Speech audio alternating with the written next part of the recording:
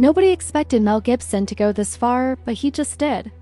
In a fiery rant that's lighting up the internet, Gibson isn't holding back anymore. He's aiming straight at Pedro Pascal. And Marvel Studios. Why? Because fans are furious. And Mel says what millions have been thinking for years, that Hollywood's obsession with woke casting is killing everything we used to love. The latest disaster, Marvel's Silver Surfer. But not the one you remember. Nope, this time they're scrapping Norrin Radd and replacing him with a barely known female character, and fans are calling it an insult. And just when things were already spiraling, Pedro Pascal's name got dragged right into the mess.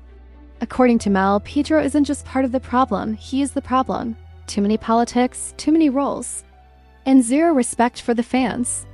But this isn't just some angry tweet, it's a full-on war. Because Mel's not just calling him out. He's calling out all of Hollywood. So how did we get here? What did Pedro really say? And why are fans saying they're done with Marvel for good? Let's break it all down because this one's getting messy. Mel Gibson didn't just speak up, he snapped.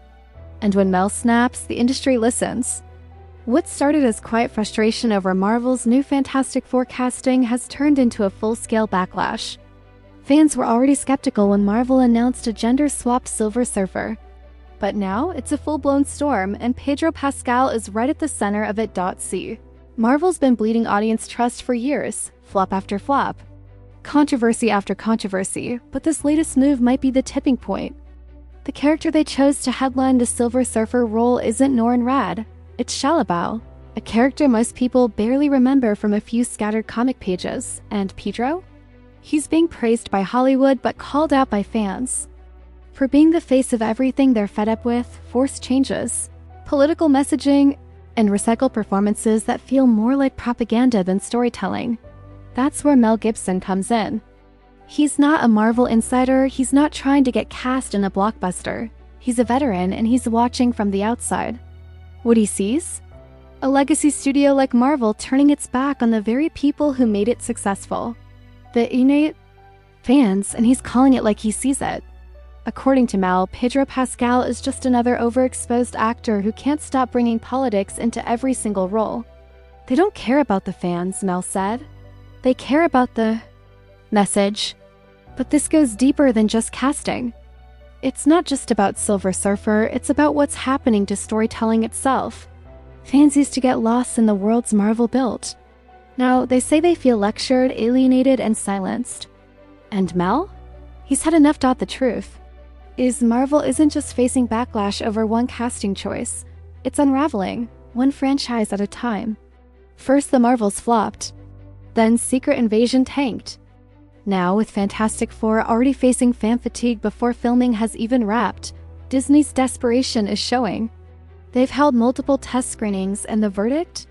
One disaster after another. No buzz, no hype. Just silence. Or worse, disappointment. And into that chaos, they throw Pedro Pascal. Sure, he's Hollywood's current favorite. He's got the swagger, he's got the fanbase. He's got the memes. But what he doesn't have, according to Mel Gibson, is restraint. Mel says Pedro doesn't know how to separate his roles from his rhetoric. And fans are starting to agree. Whether it's The Last of Us, Star Wars, or now Fantastic Four, people are noticing a pattern. Same tone, same politics, same attitude. Over and over. It's what they're calling Pedro fatigue, and it's real. Scroll through comment sections and you'll see it. He's in everything. It's the same performance every time. Enough already. And now, with the Silver Surfer drama swirling and Marvel at a crossroads, fans are wondering, is Pedro really the guy to help fix this mess? Or is he just another layer in the problem? Because for Mel Gibson, this isn't about Pedro's talent. It's about his timing. He's entering the most fragile Marvel project in years, one tied to a nostalgic legacy, and already split by casting decisions that feel more like agenda than art. That's why Mel's not holding back. He's not attacking Pedro the person, he's attacking what Pedro represents. A system that forgot who it's really supposed to serve, and Mel's not alone. This isn't just a Pedro Pascal problem, it's a Hollywood problem.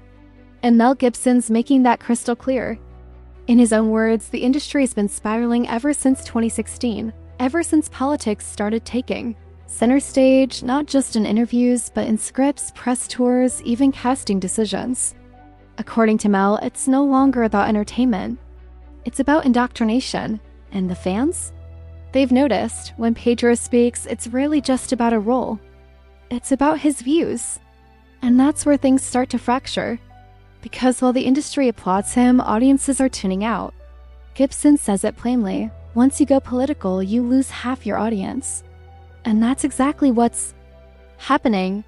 Fans who once celebrated The Mandalorian or The Last of Us are now walking away, not because Pedro can't act, but because they're tired of being preached to. And yet, Pedro keeps getting platformed, role after role. Studio after studio, Marvel, HBO, Disney, no consequences. No pushback. Just red carpets and lead roles.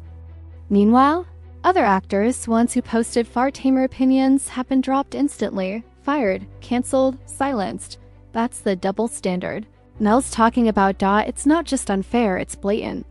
Pedro's social media history is loaded with inflammatory posts, jabs at political groups, even mockery of fans. But studios look the other way. They protect him, elevate him, praise him while ignoring the audiences who made these franchises successful in the first place. And now Marvel, already on thin ice, is betting everything on a guy the fanbase is actively turning against. Why? That's the question fans keep asking. Because the more Pedro talks, the more trust gets shattered. And Mel? He's not whispering.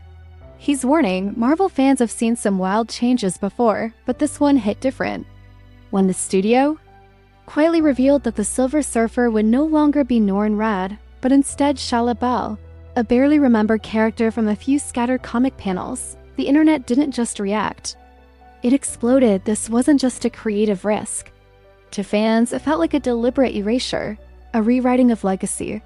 And for a franchise already running on thin goodwill, this choice felt like a slap in the face. We asked for storytelling. They gave us symbolism. We wanted depth. They gave us distraction.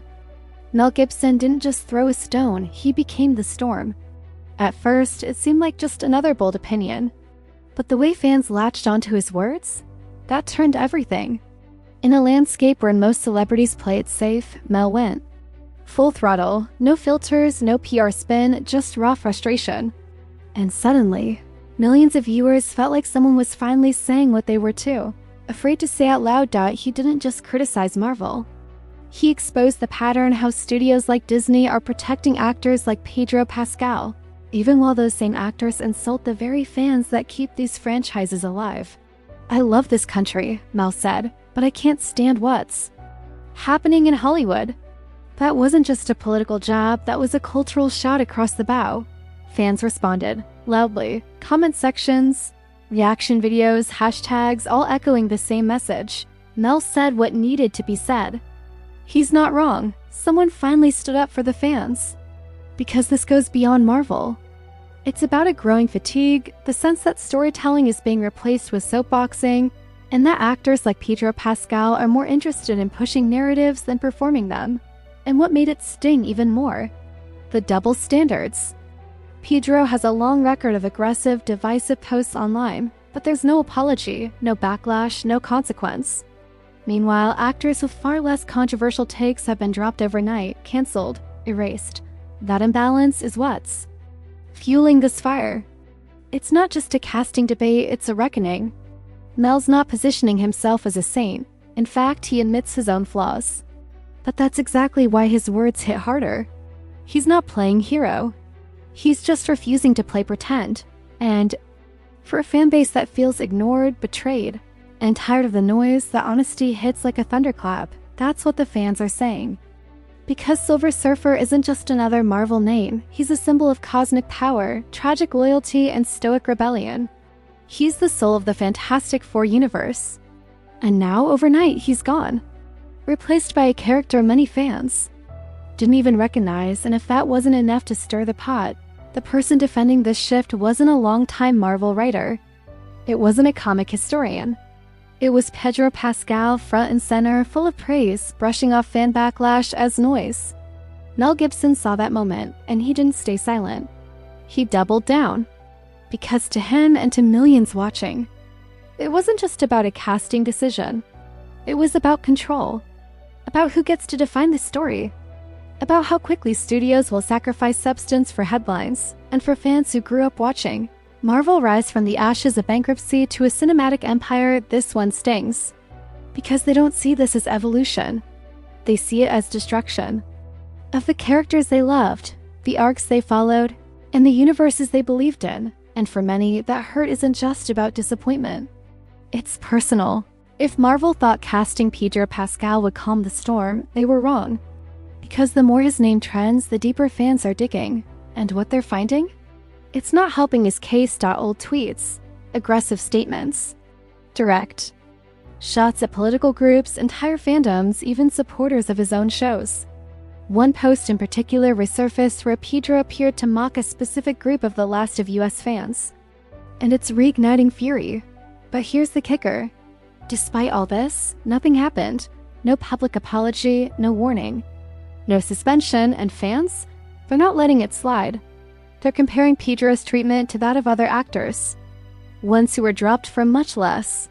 One simple opinion, one misinterpreted post, and boom, careers ended overnight. But Pedro? It's like he's untouchable, and that's exactly what Mel Gibson called out. In his words, there's a double standard so obvious, you'd have to be blind not to see it. Studios keep shielding Pedro, pushing him into major roles while pretending his history doesn't matter. And for fans who've watched their favorite creators get punished for speaking honestly, it feels like a slap in the face, because this isn't about politics anymore, it's about accountability. And the message Disney is sending? That some voices matter more than others. Not because of talent, but because of alignment. That's why Mel's words hit so hard. Because he's not just criticizing Pedro, he's pointing a spotlight at a system that's collapsing under its own hypocrisy. And fans are tired of the silence. They don't want spin. They want studios to face the same accountability they demand from everyone else. And as this backlash spreads, a new question is surfacing. If this is how Marvel treats its legacy and its fans, what's left worth saving? The cameras haven't even finished rolling, and already the Fantastic Four reboot is being labeled a disaster in the making. And no, it's not because of the plot, the CGI, or the director. It's because of the casting. It's because of Pedro Pascal. The backlash isn't coming from critics. It's coming from the fans. The ones who've waited years for Marvel to finally get this franchise right. The ones who still remember the originals. The ones who were hoping, just this once, for a return to form. Instead, what they're getting is a film wrapped in controversy before a single trailers even dropped. Leaked test screenings have already raised red flags. Reports of low energy, disconnected performances, and worse, poor chemistry between leads. And at the center of it all, the same name. Pedro Pascal. Fans aren't just angry about the Silver Surfer switch. They're questioning Pedro's ability to lead at all. Many are saying he's miscast, that his energy feels forced, that his political baggage overshadows the character. And it's not just whispers online. It's trending loudly. Box office. Analysts are even adjusting expectations, some calling this a low five-figure launch, which for Marvel is a catastrophe. And after the financial flops of the Marvels, Ant-Man, Quantumania, and Thunderbolts, this studio can't afford another miss, and yet Disney seems locked in, doubling down, ignoring the noise, hoping it'll pass. But the truth is, it's not passing. It's growing. The comments are harsher. The headlines are sharper. The trust is crumbling because for fans, this was supposed to be the reboot that fixed things. Instead, it's becoming the film that broke them. While Pedro Pascal is making headlines for all the wrong reasons, there's another actor who's quietly doing everything right and reaping the rewards. Tom Cruise. No politics, no controversy, no lectures. Just one hit after another. Think about it. Top Gun: Maverick wasn't just a box office smash, it was a cultural reset. People showed up in theaters not because they were told to, but because they wanted to. And why? Because Cruise delivered. Exactly what fans were craving. Excitement, nostalgia, and clean. Focused storytelling, no baggage attached. Then came Mission Impossible: Dead Reckoning. And again, Cruise delivered. No politics in the press tour. No social media rants. Just a dedication to doing the stunts, serving the story, and respecting the audience. Mel Gibson pointed this out himself. He said Cruise stays on brand, promotes the product and keeps it sharp, and that's the difference. Pedro walks into a role and makes it about the message. Cruise walks in and makes it about the movie, and fans can feel it. That's why. Tom Cruise keeps stacking wins, and Pedro keeps stacking backlash. Cruise knows how to work the spotlight without weaponizing it. He doesn't drag fans into ideological wars. He doesn't alienate half the audience before the film even premieres. He shows up, shuts up, and shows out. And that's exactly why Mel Gibson's criticism of Pedro Pascal is cutting so deep. Because the blueprint for how to do it right is standing right there on screen in theaters, winning hearts, while Marvel keeps doubling down on an actor who's actively dividing its base stats. So the question becomes, why is Hollywood ignoring the formula that works and clinging to the one that's clearly falling apart? Mel Gibson didn't whisper. He roared. And in doing so, he cracked open a conversation that Hollywood has spent years trying to bury. This wasn't just about Pedro Pascal. It wasn't even just about Fantastic Four. It was about the soul of entertainment and the growing divide between the people who make these films and the people who watch them. Pedro's defenders say he's bold, outspoken, unafraid.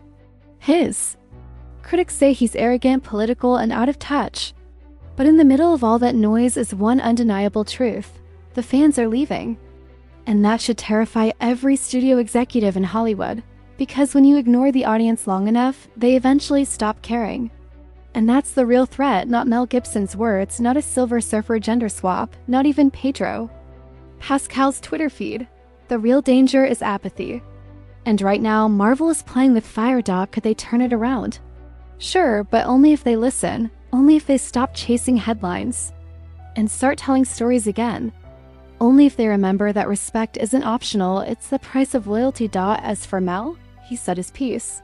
Whether you agree with him or not, he held up a mirror and what we saw wasn't pretty. So now the spotlight's not on Pedro, it's not on Mel, it's on us. The fans.